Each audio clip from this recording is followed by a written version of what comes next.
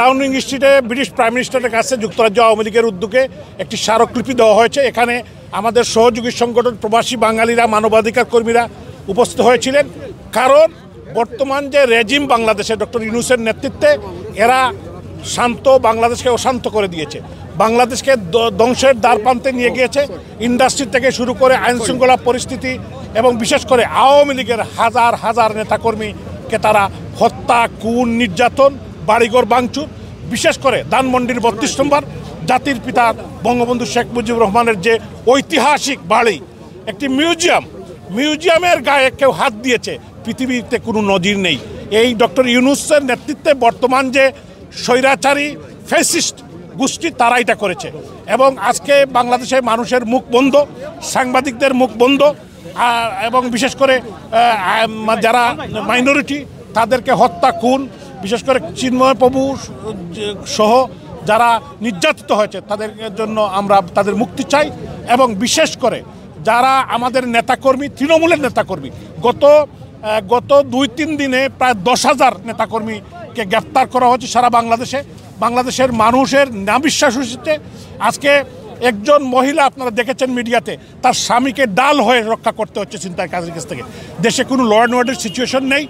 আমরা অচিরেই যাতে ডক্টর ইউনূস বিদায় হয় এবং দেশে শান্তি প্রতিষ্ঠা হয়, এই লক্ষ্যেই ব্রিটিশ প্রধানমন্ত্রীর কাছে আমাদের আওয়ামী লীগের নেতৃবৃন্দ একটি স্মারকলিপি প্রদান করেছেন। জয় বাংলা, জয় বাংলা। উন্নয়নে, সংগ্রামে, সংসদে, আন্দোলনে,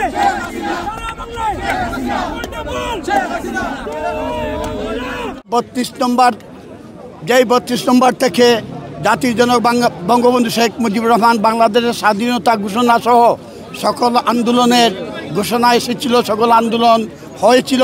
সেই ৩২ নম্বর নাস্তিক ইউনূস, সুদগুর ইউনূস, সে রাজাকারে আজম এবং জামাত, শিবির, বিএনপিরা, হিজবুল তাহের মিলে প্ল্যান করে সেই ৩২ নম্বর সহ শত শত আওয়ামী লীগের নেতাকর্মীদের বাড়ি জ্বালিয়ে দেওয়া হয়েছে। এবং শুধু তাই নয়, হাজার হাজার আওয়ামী লীগ নেতাকর্মীকে হত্যা করা হয়েছে এবং সাথে সাথে মানুষের বাড়িঘর জ্বালিয়ে দিয়েছে। তারই প্রতিবাদে আমরা চার্লস স্টারমার ব্রিটিশ প্রধানমন্ত্রীর কাছে কিছুক্ষণ আগেই স্মারকলিপি দিয়ে এসেছি। আমাদের সুস্পষ্ট মাননীয় প্রধানমন্ত্রী জননেত্রী শেখ হাসিনার নির্দেশ, হটাও সুদখোর ইউনূস বাঁচাও দেশ, এই প্রত্যয় নিয়ে আমরা ঘোষণা করতে চাই আগামী জুন মাসের ভিতরে আমরা মাননীয় প্রধানমন্ত্রী জননেত্রী শেখ হাসিনাকে বাংলাদেশে আবার ফিরিয়ে নিয়েছে বৈধ প্রধানমন্ত্রী হিসাবে আবারও প্রত্যাবর্তন করব এবং সুদখোর ইউনূসকে আমরা অচিরেই বিচারের কাঠগড়ায় দাঁড়িয়ে তাকে ফাঁসি দেব। শুধু ফাঁসি নয়, তার রাজাকার আলবদর আজমরা যারা আছে প্রত্যেককেই আইনের আওতায় নিয়ে আসা হবে এবং প্রয়োজন হলে যদি বাংলার জনগণ চায় সেই ইউনূসের খবরকে আমরা গণশৌচাগার বানিয়ে, পায়খানা বানিয়ে বাংলার জনগণ তার জবাব দিবে রাষ্ট্রদ্রোহী ইউনূসকে। ধন্যবাদ।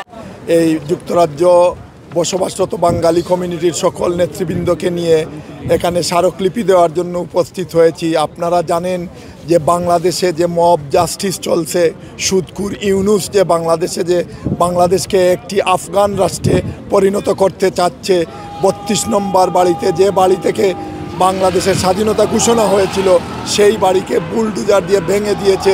মুক্তিযুদ্ধকামী মানুষদেরকে গড়ে গিয়ে গড় জ্বালিয়ে দিচ্ছে, খুন করতেছে। বাংলাদেশ একটি আজকে অরাজকতার দেশ, আফগানিস্তানে পরিণত হয়েছে। তার প্রতিবাদে আমরা হটাও ইউনূস বাঁচাও দেশ শেখ হাসিনার আমি প্রথমে নিন্দা জানাই ৩২ নম্বরের আক্রমণের জন্য। এই ইউনূস সরকারের বিরুদ্ধে যে স্বৈরাচারী আচরণ তারা শুরু করেছে, জনগণ আজকে এইটুকু উপলব্ধি করতে পারছে যে আমাদের আগের সরকারে ভালো ছিল, জননেত্রী শেখ হাসিনার নেতৃত্বে বাংলাদেশ নিরাপদ, এটাই সত্য কথা।